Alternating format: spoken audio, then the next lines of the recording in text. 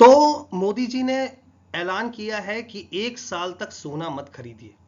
अगर 1 साल तक पूरे देश के लोग सोना ना खरीदें, ऐसा तो मुश्किल है और लगभग इम्पॉसिबल ही बोल सकते हैं, लेकिन अगर 1 साल तक सोना ना खरीदा जाए तो इससे मार्केट पे क्या प्रभाव पड़ेगा, आज का ये वीडियो उसी के ऊपर में है। ये बोलने का बात है कि भाई कि अगर हम 1 साल तक गोल्ड ना लें तो इससे मार्केट पे क्या प्रभाव पड़ेगा। तो कुछ पॉजिटिव और कुछ नेगेटिव इंपैक्ट पड़ेंगे।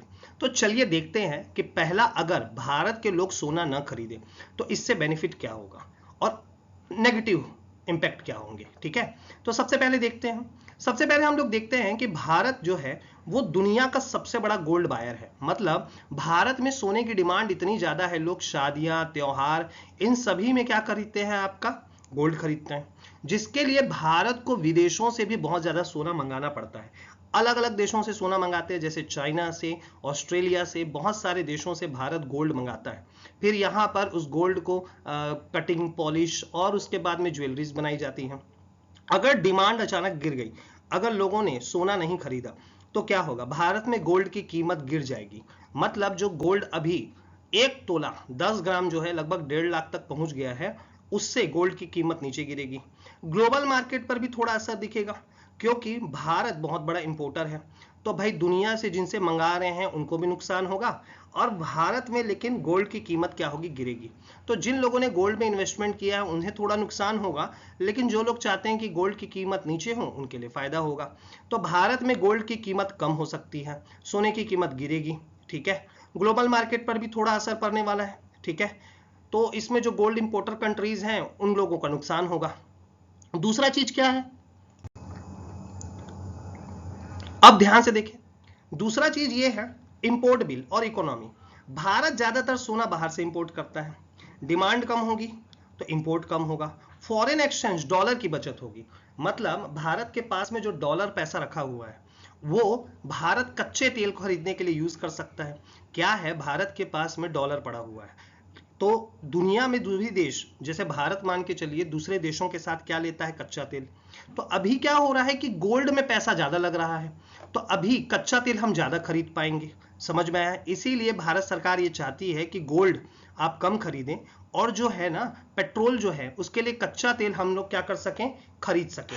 तो होता क्या है आपका, यहां पर सबसे इंपॉर्टेंट चीज ये होगी कि करंट अकाउंट जो डेफिशिएट है, करंट अकाउंट डेफिशिएट मतलब करंट अकाउंट डेफिशिएट में सुधार होगा। कैड, अब ये कैड क्या है, करंट अकाउंट डेफिशिएट का मतलब होता है आपका व्यापार संतुलन। इसका मतलब ये है कि भारत क्या करता है, इंपोर्ट ज्यादा करता है और एक्सपोर्ट क्या करता है, कम करता है। मतलब मंगाता ज्यादा है और भेजता क्या है, आपका कम है।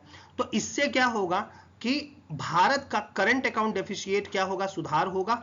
और हम अगर महंगी चीज जैसे सोना जो है कम मंगाएंगे तो हमारा घाटा भी क्या होगा, कम होगा। इसीलिए सरकार ऐसा कर रही है। ठीक है, तो चलिए तीसरा चीज देखते हैं। तीसरी चीज ये है, ये नुकसान है, ज्वेलरी इंडस्ट्रीज पर असर पड़ेगा। ज्वेलरीज जो है, गोल्ड स्मिथ, जो छोटे छोटे जो सोनार लोग होते हैं, छोटे कारोबारियों की इनकम कम हो जाएगी। लाखों लोगों की जॉब इस सेक्टर से जुड़ी हुई है, तो रोजगार पर भी असर दिखेगा। तो ये चीज तो होने वाली है दोस्त, कम ऑर्डर होगा, कारीगरी कम होगी, तो नुकसान तो होगा सोने की दुकान वालों को। रोजगार पर भी असर होगा, जो लोग इनके ऊपर डिपेंडेंट है उन लोगों को नुकसान तो होगा दोस्त। तो कुल मिलाकर ज्वेलरी इंडस्ट्रीज के सामने एक बड़ी चुनौती आ जाएगी। ठीक है, अगर लोग नहीं खरीदेंगे तो ये है सबसे बड़ी प्रॉब्लम दोस्त। ठीक है, अच्छा अब इसके बाद क्या है, इसके बाद ये है कि नया निवेश। अच्छा, अब लोग अगर सोने में इन्वेस्टमेंट नहीं करेंगे तो कहीं ना कहीं तो इन्वेस्टमेंट जरूर करेंगे। ठीक है, अब यही भारत सरकार चाहती है। वो कहाँ इन्वेस्टमेंट करेंगे, एसआईपी करेंगे, systematic investment fund, systematic investment plan में करेंगे, रिटायरमेंट प्लान करेंगे, घर प्लान करेंगे। अच्छा, वहां नहीं प्लान करेंगे तो रियल इस्टेट में डालेंगे पैसा।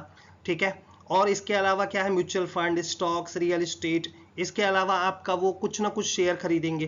तो फाइनेंशियल मार्केट्स को, वित्तीय बाजारों को बहुत फायदा होगा, जैसे शेयर बाजार में लोग इन्वेस्टमेंट करना चालू कर देंगे। तो इससे क्या होगा, आपका शेयर मार्केट ग्रोथ करेगा। अभी थोड़ा सा गिरा है लेकिन शेयर मार्केट आगे चल के क्या करेगा, ग्रोथ करेगा। तो कुल मिलाकर ये है पॉजिटिव इंपैक्ट, लेकिन कहीं ना कहीं थोड़े नेगेटिव इंपैक्ट तो मैंने आपको बताया। देन इसके बाद क्या होगा, इसके बाद देखिए एक पॉसिबल चीज ये है, फाइनेंशियल मार्केट को फायदा हो सकता है भारत में शादी ब्याह और त्योहार में सोना खरीदना बहुत इंपॉर्टेंट माना जाता है। पहली बात ये थोड़ा सा इमोशनल वे पे रहता है कि हाँ भाई हम लोगों को सोना खरीदना है, ये हमारे लिए क्या है, इंपॉर्टेंट रहता है। तो इसलिए मैं बोल रहा हूँ कि लगभग कोई नहीं सोना खरीदेगा, ये तो असंभव चीज है। ठीक है, भारत में शादी ब्याह त्योहारों में तो सोना खरीदना इंपॉर्टेंट माना जाता है। 1 साल तक नहीं खरीदना क्या माना जाएगा, ट्रेडिशन के खिलाफ जाएगा। तो यार लोगों की भावनाओं और सोशल आदतों पर भी तो असर पड़ेगा। सही है। तो कुल मिलाकर ये चीज समझ में आती है कि सोना खरीदना और नहीं खरीदने के ऊपर क्या इंपैक्ट पड़ सकता है, ये मैंने आपको बताया। तो आपको कैसा लगा ये इंफॉर्मेशन, और आपको क्या लगता है कि सोना ना खरीदना चाहिए कि खरीदना चाहिए, जरूर कमेंट सेक्शन पर जरूर बताइएगा। धन्यवाद आप सबका, ज्यादा से ज्यादा शेयर करिएगा और सब्सक्राइब जरूर कर दीजिएगा चैनल को। धन्यवाद।